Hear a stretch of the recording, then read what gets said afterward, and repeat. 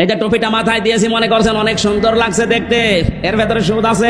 প্রশ্ন আসতে পারে আপনি 200 টাকা দিয়ে টুপিটা কিনে এনেছেন, আপনার তো সুদের টাকা না। হ্যাঁ ঠিক আছে, কিন্তু এই টুপিটা যে ফ্যাক্টরিতে তৈরি হয়েছে, ফ্যাক্টরির মালিক লোন নিয়েছে।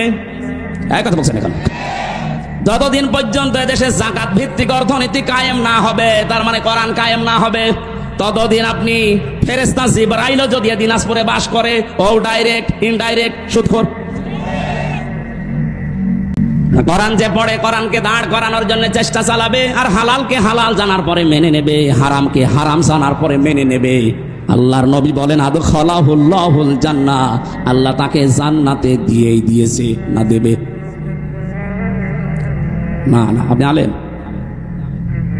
এখানে বসে আছেন আলেমেরা, আদখালাহুল্লাহুল জান্নাহ, আল্লাহ তাকে জান্নাতে দিয়েছে না দেবে? দিয়েছে। আদখালা ইদখিল, এটা মাজির সিগা, অতীতের শব্দ। নবীজি কেন দিয়েছেন? তার মানে সত্যি যদি কেউ কোরআন ওই 4টা শর্ত মেনে পড়তে পারে, আর কোরআনকে জাহার করার জন্য, দাঁড় করানো, প্রতিষ্ঠা করার জন্য সারা জীবন চেষ্টা চালায়, হালালকে হালাল জেনে হারামকে হারাম মনে করে যদি ছেড়ে দিতে পারে, ও যেন বিশ্বাস করে নেয় আল্লাহ তাকে জান্নাতে দিয়ে দিয়েছে। বাড়ি যাওয়ার পরে খেয়ে দিয়ে সুবহানাল্লাহ বলবেন। কি বললাম আপনি টের পাচ্ছেন? শুধু এতটুকু নবীজি শেষ করেননি, আশাফাহু ফি আশারাতিন মিন আহলি বাইতিহি কুল্লুহুম ক্বাদ ওয়াজাবাত লাহুন নার, তার ব্যাপারে এমন 10 জনের পক্ষে সুপারিশ গ্রহণ করার ক্ষমতা আল্লাহ তাকে দেবেন, তার পরিবারস্থ লোকদের ভেতর থেকে যাদের উপরে জাহান্নাম ওয়াজিব হয়ে গিয়েছিল। এই যে সম্মানটা এই কোরআনের কারণে, কিসের কারণে? এই কোরআন শোনার জন্য, বোঝার জন্য, আমল করার নিয়তে যারা বসে আছি, আমরা সে কোরআনে কারিম থেকে আরম্ভ করছি তাফসীর আকারে। সূরা আলে ইমরানের 133, 134 দুইটা আয়াত পড়েছি। তাফসীর আকারে আমরা একটা একটা করে যাব ইনশাআল্লাহ। জবান খুলে কোরআনের আয়াত থেকে শিক্ষা নেওয়ার উদ্দেশ্যে পড়েন, আউযু বিল্লাহি মিনাশ শাইতানির রাজিম। গরমে কি আপনারা সব বরফ হয়ে গেছেন নাকি? জবান খুলে পড়েন, শয়তান যেন আশপাশে না থাকে। আউযু বিল্লাহি মিনাশ শাইতানির রাজিম। বিসমিল্লাহির রহমানির রহিম।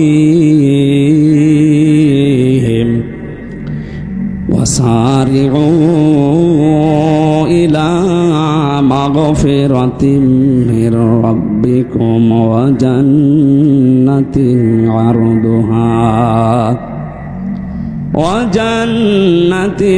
আরদুহাস সামাওয়াতু ওয়াল আরদু উইদ্দাত লিল মুত্তাকিন।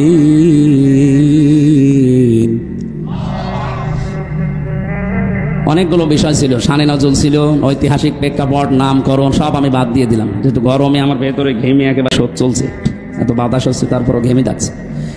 খুব তাড়াতাড়ি শেষ করব বলে আমি আয়াতের দিকে এগিয়ে যাচ্ছি সরাসরি তাফসীরে।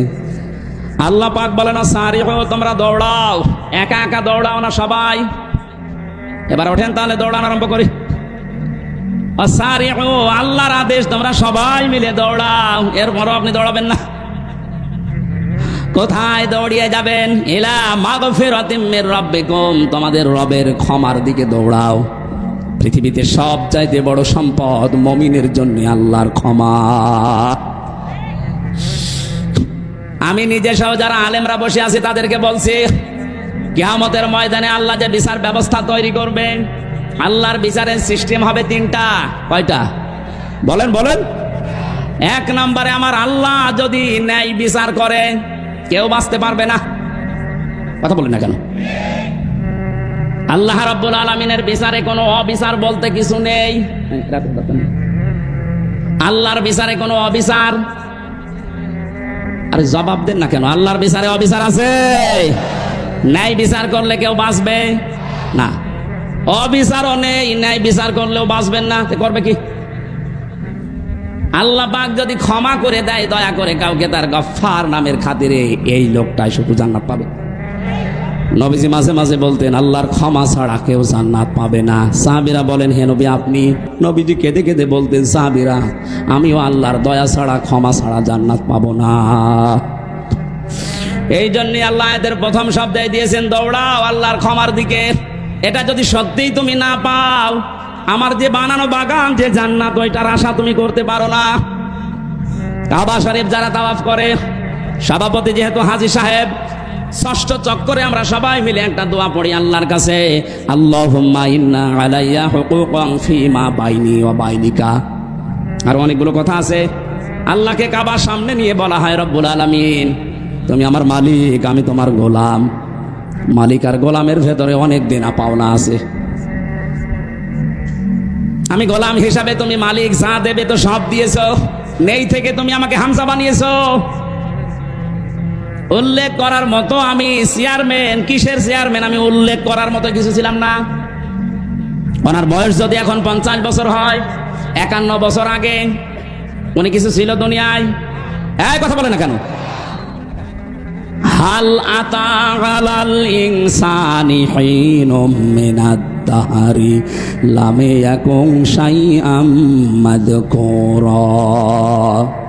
মানুষের জীবনে কি এমন সময় অতিবাহিত হয়নি যখন সে আলোচনা করার মতো, উল্লেখ করার মতো কিছু ছিল না?